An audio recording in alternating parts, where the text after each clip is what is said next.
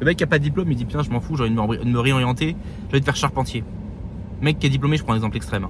Diplômé de Polytechnique, je rappelle que j'ai pas de diplôme à part le bac et une certification professionnelle accessible à n'importe qui. Mais le mec qui a fait Polytechnique, il se dit moi j'en ai marre de ces trucs de trader, machin, je veux dire charpentier. Je vais faire une formation courte pour apprendre à scier du bois. Il peut, il n'y a pas de problème. Mais le mec qui scie du bois, qui dit putain en fait j'en ai marre de scier du bois, j'aimerais bien être trader. Bah il peut pas lui par contre. Qui peut le plus, peut le moins. Gardez toujours ça en tête les amis.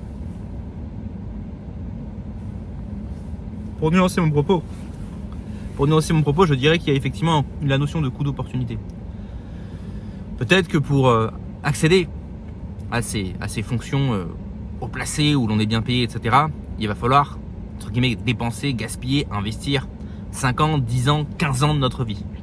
Là où le mec, lui, qui a décidé de rien foutre depuis le début, de faire le minimum, peut-être que pendant ces 15 ans, il a profité. Peut-être qu'il a fait des choses qui lui ont plu. Il est allé de ville en ville, un jour il bossait sur les marchés, un autre jour il faisait les vendanges, un autre jour il était employé de boulangerie. Il a voyagé, il a fait des petits trucs, il a bien profité de la vie alors que l'autre il a grindé, il aimait pas ça, il a gaspillé du temps. Il y a effectivement aussi ce côté-là à garder en tête, le côté temporel. Mais, mis à part ce côté-là les amis, attendez je vais devoir bouger la caisse, il y a un mec qui arrive. Mis à part le côté temps, qu'il faut effectivement prendre en considération, surtout si vous êtes jeune, faites attention aux gens qui vous conseillent de faire le minimum, aux gens qui vous disent non mais machin. Moi je connais un mec comme ça. Mec, il me dit ouais moi mon rêve c'est de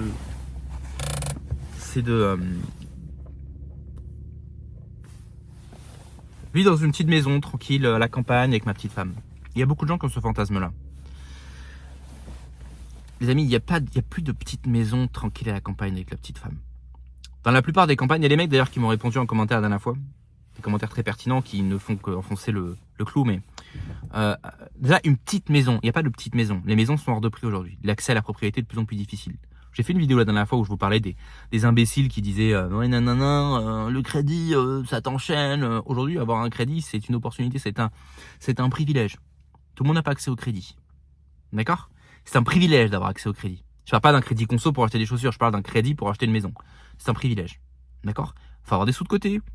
Faut avoir un job stable qui vous rapporte dans vos salaires pour que la banque vous prête. Et bon bref, on n'a pas une petite maison à la campagne. D'accord ?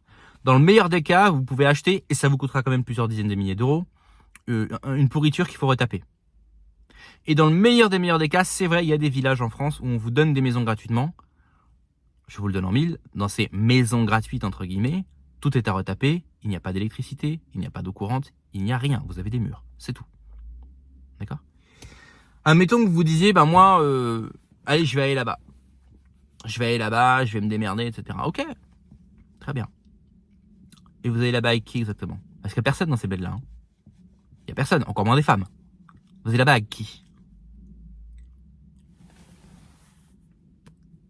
Donc la petite maison à la campagne avec la petite femme, déjà la petite femme, tu fais une grosse croix dessus. Parce qu'il n'y a aucune femme aujourd'hui qui va te suivre dans un mois, tu vois. Bon, il y a des mecs qui savent draguer, etc., qui sont beaux gosses. Ils ont trouvé une meuf qui est folle amoureuse de lui, elle le suivra partout. Ok, il y a toujours des exceptions. Mais pour la majorité des gars, vous cherchez chaussures à votre pied et votre plan c'est d'aller dans un bled où il y a 300 vieux et où la mairie vous a donné une maison gratuite parce que c'est des murs qui tombent en ruine et qu'on sait plus quoi en foutre. Et vous croyez que vous allez fonder une famille ici ?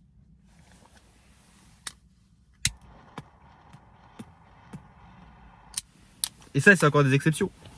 Pour la plupart d'entre vous. Comme disait le mec qui commentait. Pour la plupart d'entre vous, les maisons à la campagne, elles sont très chères. Elles sont très chères. La plupart des villages français, les amis, sont pas sont des endroits qui sont très agréables à vivre en fait. Quand on est vieux. Les routes sont bien entretenues. La mairie s'occupe bien des espaces verts. Il y a une petite poste. Il y a une petite pharmacie. Il y a un petit ophtalmo. Tout ce qu'il faut pour les petits vieux. Le problème, c'est que les maisons sont détenues par des boomers bien friqués. Donc, toi, tu débarques, tu crois que tu vas acheter la petite maison ? Il n'y a pas de petite maison. Là, la moindre baraque, elle a 200-300 000 balles. Qu'est-ce que tu crois ? Et en plus de ça, on l'a déjà dit, il n'y a pas de femmes à la campagne. Ou alors très peu. Très très peu. Donc le fantasme de la petite maison, de la petite femme, il n'y a pas de petite maison, il n'y a pas de femme. D'accord ? Ce qu'il y a, ce sont ce qu'on appelle des maisons de campagne, c'est-à-dire des résidences secondaires, d'accord, que des gens friqués achètent pour venir se détendre avec leur famille quand ils ne travaillent pas. Ça, c'est ça qu'il y a à la campagne. Ok ? Et sinon, dans les coins les plus reculés, il y a tout un panel de vieux, d'alcoolos, de chômeurs, d'handicapés. Et c'est tout. Ok ? Et les seules meufs qui sont un peu crédibles, qui sont un peu mignonnes, des fois vous n'êtes pas sûr qu'elle ait 18 ans. Parce que pourquoi la meuf elle a l'air d'être sympa, mais je me dis putain, je sais pas si elle a 17 ou 18 ans celle-là. Si elle est bloquée à la campagne, c'est qu'elle a pas 18 ans, sinon elle serait partie. Je te le donne en 1000. Je le sais parce que j'ai un pote qui a créché un peu à la campagne, il disait qu'il y avait des vieux qui draguaient des minettes qui savaient même pas qu'elles étaient mineures. C'est des meufs qui sont au lycée. Mais il y a que ça. C'est ça ou Gertrude, 67 ans, 180 kilos, il lui manque la moitié de ses dents, elle a le diabète. T'imagines que Jean-François l'alcoolo, quand il voit Gertrude passer, bon c'est bon, ça fait la 100e fois qu'il la voit, d'accord ? Mais quand il voit, je sais pas, Amélie en terminale L passer, tu vois ? Je veux dire, peut-être elle a eu 18 ans le mois dernier. On sait pas, tu vois ? Donc les mecs draguent ça. Ils ont aucune chance, je veux dire, il se passe rien. Je veux dire, les meufs les ignorent complètement, quoi. Je veux dire, mais c'est le mec qui est là, il a bu sa bière, il fume sa clope, il fait puis la meuf, elle se barre, quoi, c'est terminé. C'est ça la campagne. Ok ? Bon, après, il y a toujours des exceptions. Encore une fois, j'ai pas envie de vous mettre des pensées limitantes, j'ai pas envie de. Il y a peut-être des gens qui ont des projets pour aller à la campagne, etc. Peut-être que si vous vous renseignez bien, il y a peut-être des coins qui sont mieux que d'autres, etc.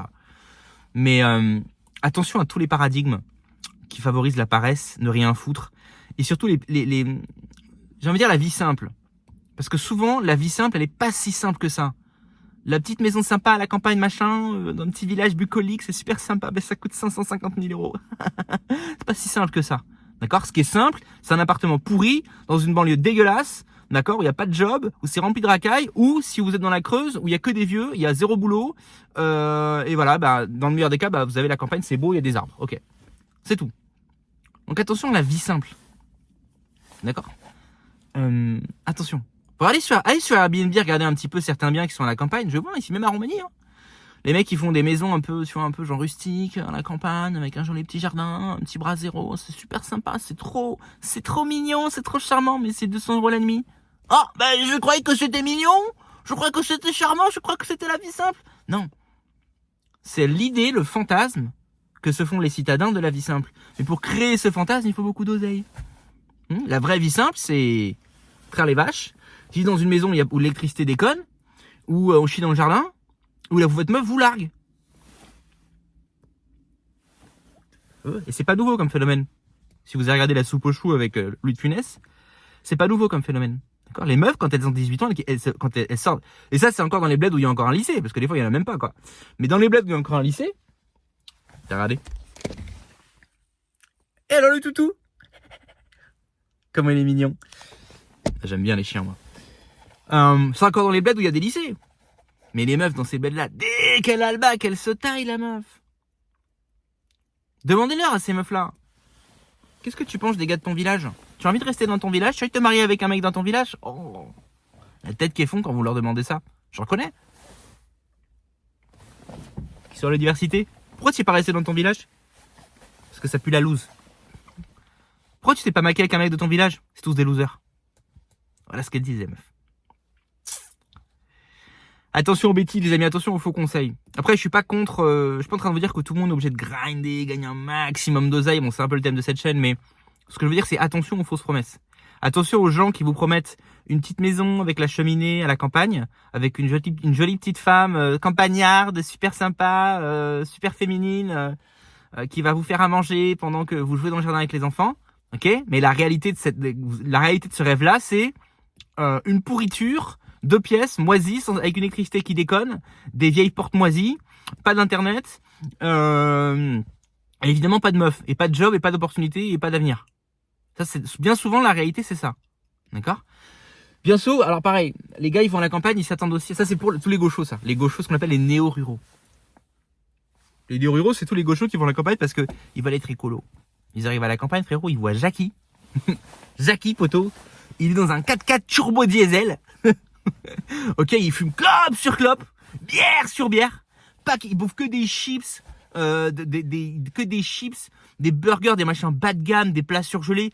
qu'ils achètent dans une espèce de moyenne surface, que c'est le seul magasin du coin, il y a que des trucs emballés dans du plastique, ok, il y a des déchets partout, et Jackie, il est ou bien au chômage, ou bien il bosse, je sais pas, dans la manutention, d'accord, et dès qu'il sort, il se murge la gueule et regarde le foot. Mais le gaucho, quand il arrive et qu'il dit, mais moi, chez l'écolo, je vais planter, je vais être autosuffisant. Quand il débarque, il y a que des Jackies. Eh ben, ça lui met une baffe, le gaucho. Il y en a bien souvent qui se barrent, tout simplement. Il y en a aussi qui se rendent bien compte qu'ils doivent investir. Mais comme c'est des fils à papa, ça les dérange pas. Ils investissent, achètent un terrain, ils mettent 2, 3, 400 000 euros à terre, ils vont faire de la viticulture, etc. Ah oui, je vous ai parlé aussi. Dans les campagnes. Dans les campagnes, c'est la chasse aux... Ils sont racistes avec les plaques d'immatriculation. Tu débarques. Ça, c'est un pote qui m'a raconté ça. Tu vois, oh là là, mais moi je vais dans la forêt pour reprendre les champignons, c'est génial. Ah oui, le problème, c'est qu'il y a Jackie et Jacouille qui sont aussi en train de faire la chasse aux champignons, mais ils avaient vu que tu n'avais pas la bonne plaque d'immatriculation. Mais quand tu reviens de ta chasse aux champignons, t'as les pneus crevés. Ah, c'est ça aussi la campagne, les amis. Hein. Donc, comme je dis toujours, attention aux bêtises sur Internet. Attention aux bêtises sur Internet. La vie simple n'est pas toujours si simple. Bien souvent, elle coûte cher. Pas toujours. Peut-être certains d'entre vous, vous avez trouvé un bon plan. Il y a toujours des gens qui s'en sortent. Quand on cherche, on trouve. Quand on veut, on peut. Je suis d'accord avec ça. Mais pour les gens qui savent pas trop, qui regardent des trucs sur Internet, ne vous laissez pas séduire par des mensonges, les amis. Pour ceux d'entre vous qui voulaient gagner de l'oseille, business, expatriation et mindset, ça se passe en description dans le lounge. Un email par jour, les amis, 20 secondes de lecture. Une idée choquante pour vous reprogrammer le cerveau. Et 3 actions concrètes à mener. Je rappelle, c'est un email tous les jours. Donc, ça va arriver dans votre boîte mail tous les jours. Mais ça se lit très vite. Donc, vous vous inscrivez gratuitement et on s'abonne à la chaîne, on like si vous avez des commentaires. Si vous avez vécu à la campagne et que vous avez des témoignages, ou bien qui corroborent ce que je dis, ou bien qui infirment ce que je dis, n'hésitez pas à le mettre en commentaire et comme ça, je me ferai un plaisir d'y répondre. On se retrouve demain pour un nouvel épisode sur Peur Digital. Ciao.